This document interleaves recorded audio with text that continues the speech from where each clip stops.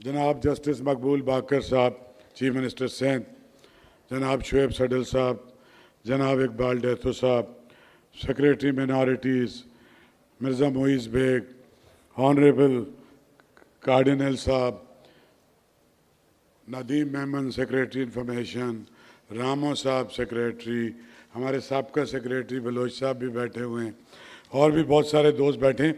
Sir हमने जब charge लिया, ज़ाहिर है हमारा बहुत देर में हम आए, तो हमने एक हफ़्ते के अंदर अपनी जो नॉन मुस्लिम जो एक कमेटी है जिसके मेंबरान आपके सामने बैठे हुए हैं, फौरी तौर पे इनको बुलाया, इनके सारे इश्यूज डिस्कस किए और हमने कहा कि हमारे पास वक्त कम है तो जो कुछ आप हमसे करा सकते हैं, ये 100% रिसोर्सेज जो मिनॉरिटीज़ की हैं ये आपकी हैं।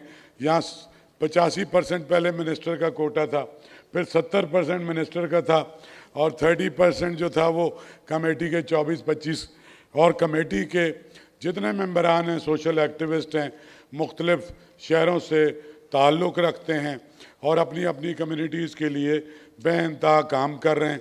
मैं इनका भी शुक्रगुजार हूँ कि इन्होंने बहुत मेरा साथ दिया है। सर हमारे 2 क्वार्टर रिलीज़ हो चुके हैं, बाकी तकरीर मैं आप पे छोड़ता हूँ और अभी तीसरा भी आज रिलीज़ हुआ है। आज फिर हमने ये जितने हमारे बैठे हैं इनके साथ एक मीटिंग की आपके आने से पहले और जैसे सडल साहब ने बहुत ही ज़बरदस्त, ज़ाहिर है कि सडल साहब का इस पर बहुत काम है, लेकिन एक बात तो काबिल सताइश है कि सिंध सूबे ने इस कमीशन की रोशनी में जस्टिस तसद्दुक़ जिलानी के फैसले की रोशनी में जितने लॉज सिंध हुकूमत ने बनाए, जितनी इम्प्लीमेंटेशन सिंध हुकूमत ने की है, इतनी सर किसी सूबे ने भी नहीं की है और इसीलिए ख़ास तौर पे सडल साहब को हमने ज़हमत दी थी। दूसरी, सडल साहब हमारे पास फ़ंड हैं 20 करोड़ रुपए स्कॉलरशिप के, हमारे पास मैरिजेस के फ़ंड हैं स्पेशल, हमारे पास इनकी फाइनेंशियल असिस्टेंस के फ़ंड हैं, हमारे पास इनके हेल्थ के फ़ंड हैं और अभी उल्टा हुआ है।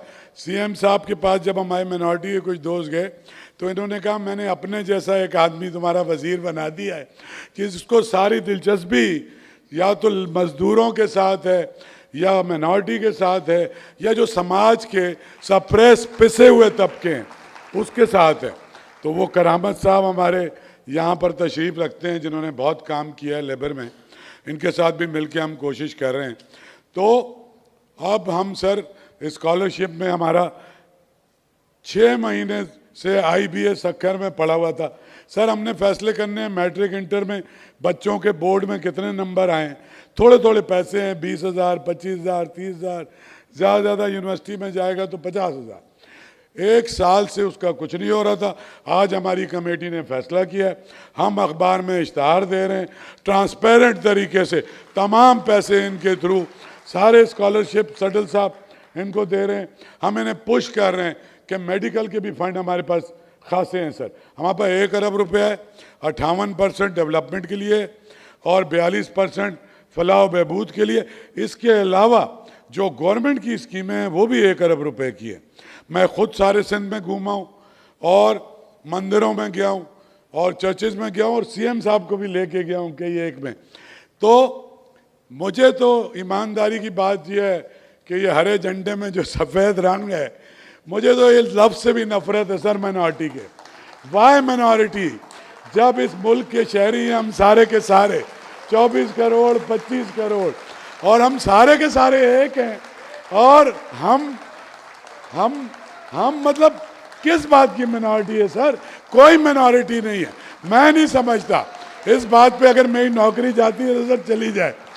बात यह है कि सर कानून से ज़्यादा हमें अपना माइंड सेट चेंज करना पड़ेगा, हमें यहाँ से बदलना पड़ेगा, हमें अपनी प्लेट में रोटी खिलानी पड़ेगी सर, अपने सोफे पे साथ बिठाना पड़ेगा, रिस्पेक्ट करनी पड़ेगी इनके काम की। जो वो काम जो हम में से कोई नहीं करना चाहता, इस समाज का डर्टी लिनन ये धोते हैं सर।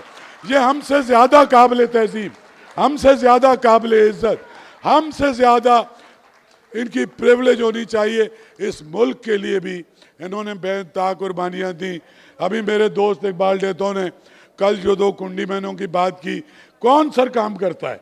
मुसलमान भर्ती हुए हैं सर कुंडी मैन में, मुफ्त में तनख्वाह लेते हैं सर, कोई नहीं आता नौकरी पे सर, सिर्फ ये करते हैं और उसमें मरते हैं। सर मेरी एक और दरख्वास्त है, आप रेवोल्यूशनरी आदमी हैं, हमारी बच्चा सक्का की बादशाही है, हम जो रेवोल्यूशनरी काम, सर एक तो सारे कुंडी मैन और जितने ऐसे लोग हैं जो वल्नरेबल पोजीशन में, सर इन सब की सर इंश्योरेंस होनी चाहिए, तमाम लोगों की इंश्योरेंस हो, इनके बच्चों के लिए स्कॉलरशिप और वजीफे हों सर आपकी तरफ से। और ये हमारा बैठा हुआ है दोस्त, ये सिख है या मुझे तो पता भी नहीं है किसका कौन सा मज़हब है, हमारा मज़हब तो एक ही है, शुरू से हमने जो समझा है। प्रैक्टिस करने की हमें इजाज़त है, हिंदू हैं, मुसलमान हैं, क्रिश्चियन हैं, सिख हैं, लेकिन पाकिस्तान का बराबर का शहरी, बराबर बराबर। सर एक दो और रिक्वेस्ट हैं सर, जो मिनॉरिटी का कोटा है 5% का, सर वो पूरी तरह उस पर अमल दरामद नहीं होता, सडल साहब को भी पता है सर। उस पर बहाना ये तलाश किया जाता है कि मुनासिब लोग, सर मलेशिया ने ये किया था कि उन्होंने कहा था जब तक मिनॉरिटी का आदमी नहीं मिलेगा सीट खाली रहेगी। जब अगर आप ये कर देंगे ना सर, सर ये बहुत ज़रूरी है। स्कॉलरशिप हम दे रहे हैं सर, स्कॉलरशिप आप और भी बढ़ाएं सर। इस शहर में बहुत फिलंथ्रेपिस्ट हैं, वो हिंदू भी हैं, क्रिश्चियन भी हैं और मुसलमान भी हैं, इनका एक पैरेलल फंड बनना चाहिए।